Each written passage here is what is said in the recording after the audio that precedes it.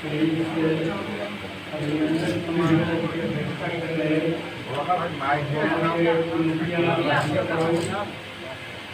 संचालन कर रहे भोला बाबू इंदिरा जी यहाँ पर मौजूद जिला के उपाध्यक्ष और नवीनगर संचालन का प्रभार संभाल रहे अंदर जी आरजेडी के नेता रामदेव बाबू कन्हैया कुमार प्रेमी जी यहाँ पर मौजूद आरजेडी के पूर्व जिलाध्यक्ष मनीषा बाबू हमारी पार्टी के दारू प्रखंड के सेक्रेटरी कृष्णा सिंह जी के हमारे नेता अशोक यादव जी यहाँ पर मौजूद भाकपा माले जिला कमेटी के सदस्य इंदिरा पासवान जी पिंटू मेहता जी योगेंद्र मेहता जी हमारे साथ आ रहे हैं मेहता दोनों अजय मेहता जी एक कांग्रेस नेता रहे हैं और एक अध्यक्ष बनते हैं हमारे नेता हैदर जी राजेश जी योगेंद्र जी अभिनंदन बाबू आगे चले गए। यहाँ पर जो टीम है जो काम कर रही है राम नारायण सिंह जी प्रदेश अध्यक्ष विश्वनाथ पटेल जी राधे बाबू जी की विशाल सभापति राजा राम पटेल जी ज्वाला जी सुनील गुप्ता जी मुकेश शर्मा जी व्यास यादव जी विकास कुमार जी विनोद जी शशि कुमार जी राघव कुमार जी अजय जी सुमन पटेल जी गुजनाथ जी और यहाँ पर मौजूद एनटीपीसी के गांव के सभी ग्रामीण मजदूरों अंदर के और बाहर के मजदूर साथियों नौजवान दोस्तों महिला साथियों हम लोग भी यहाँ मौजूद हैं आरजेडी की सभी नेता और सभी पत्रकार मित्रों आप सबको मेरा अभिवादन नमस्कार। 1 तारीख को जो आपने मुझे दिया मैं उसे आपको समर्पित करने आया हूँ।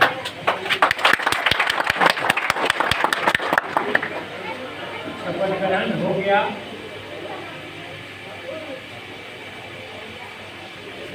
और शपथ ग्रहण के दिन जो इंडिया गठबंधन है उसके विभिन्न सांसदों से जान पहचान परिचय हुआ। समाजवादी पार्टी के नेताओं पहले थे जम्मू कश्मीर के नेताओं से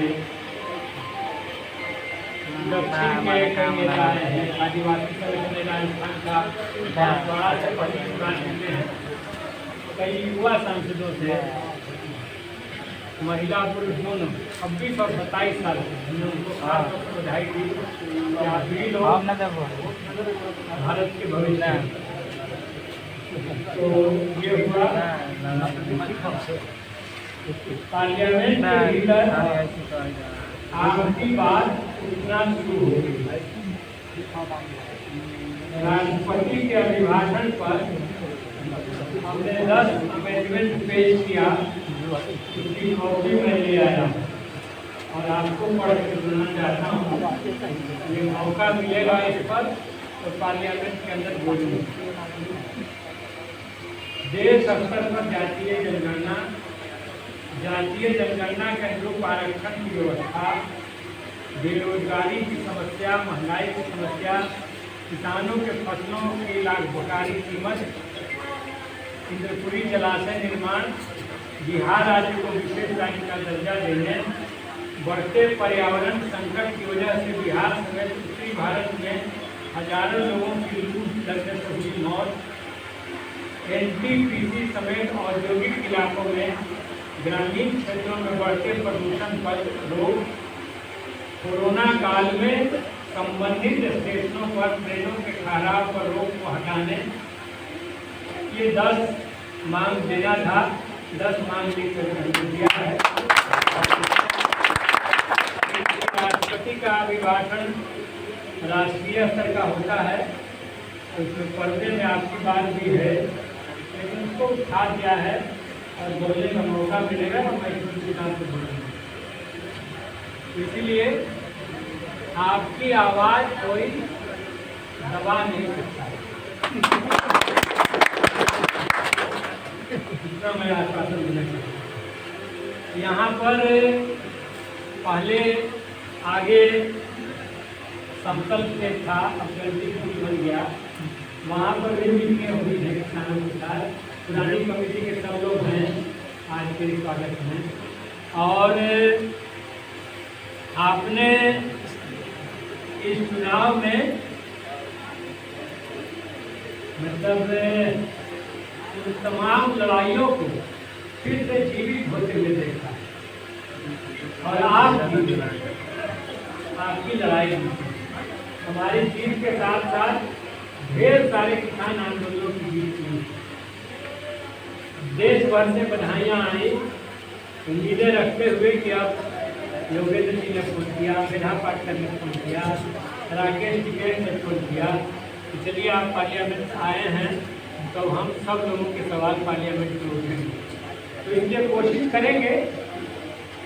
हम लोग लड़ते रहे हैं, जूझते रहे हैं, आंदोलन में रहे हैं और आंदोलनों की आवाज़ अब पार्लियामेंट के अंदर पहुँच गई। एक समय किसानों को दिल्ली में घुसने नहीं दिया जा रहा है, बॉर्डर पर रोक दिया गया था, खाइयाँ खोदी गई थी, पटीले तार बिछाए गए थे। अब किसान पार्लियामेंट के अंदर पहुँच गए। अब क्या, अब तो उस समय जो हम लोगों पर 50 तरह के मुकदमे लगाए गए, अब हम लोग अंदर पहुँचे, अब अंदर बोलेंगे। यहाँ जो 2 बातें उठी, इस पर बड़ी लड़ाई लड़नी होगी और हम लोग इसके लिए तैयार हैं।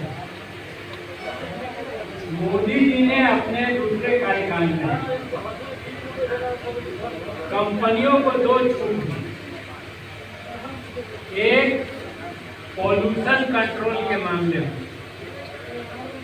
और दूसरा सेफ्टी मेजर्स के मामले में। अब इससे कंपनियों को ये दोनों वो समझते हैं कि एक्स्ट्रा हमको लगाना पड़ रहा है। प्रदूषण कंट्रोल के लिए जो डिवाइस लगाना है, जो उपकरण लगाने हैं, ये अतिरिक्त खर्चा हमारा, क्योंकि इसको तो झेलना भोगना आपको है। इससे तो उनके प्रोडक्शन पर फर्क पड़ता नहीं है। और उसी तरह से दूसरा सुरक्षा उपाय करने में तो मरेगा तो मजदूर मरेगा प्लास्टिक फटने से। तो ये 2 कानून में बदलाव उन्होंने किए हैं और इस पर बातें होंगी। अभी सरकार ने अपना कुछ ठोका है, ये कहा है कि ये जनादेश हमें तीसरी बार सरकार चलाने के लिए मिला। हम बोलेंगे तो बोलेंगे ये जनादेश आपको ठहरने के लिए, रुकने के लिए दिया गया और भागने के लिए नहीं, कंपनी राज के लिए नहीं। इस राज ने देश में धरती का तापमान बढ़ाया। इस बार लू से आम आदमी मर गया हजारों की तादाद में। एसी में बैठने वाले लोग सोच रहे हैं कि हम तो सुरक्षित है ना, बाहर लोग मरे तो मरे, किसान को तो फील्ड में जाना है, खेत में काम करने मजदूर में जाना है, वो तो दिन रात घर में बंद नहीं रह सकता। जो ड्यूटी करने वाले लोग हैं, कई चुनाव में पुलिसकर्मी मर गए, कई चुनाव कर्मी मर गए, तो कर्मचारी हो, आम पुलिसकर्मी हो, आम मजदूर किसान हो, उनको ड्यूटी पर जाना है, काम करने जाना है। दिन रात तो वे एसी में बंद रह नहीं सकते, क्योंकि पेट है, अब पेट चलाने के लिए मेहनत जरूरी है। तो इसीलिए इस पर बात होगी कि धरती को अनुकूल बनाए रखिए कि आम आदमी जिंदा रह सके, साफ हवा में सांस ले सके, नदियों में कलकल छलछल पानी बह सके, उस पानी से प्यास बुझा सके।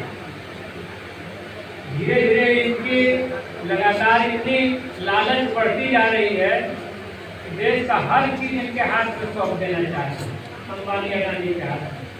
और उसका नतीजा ये है कि भारत को धीरे धीरे गर्म कर रहे हैं। तो बराबर बातें होंगी, अभी उसका समय नहीं है, तो पार्लियामेंट में चर्चा होगी तो आप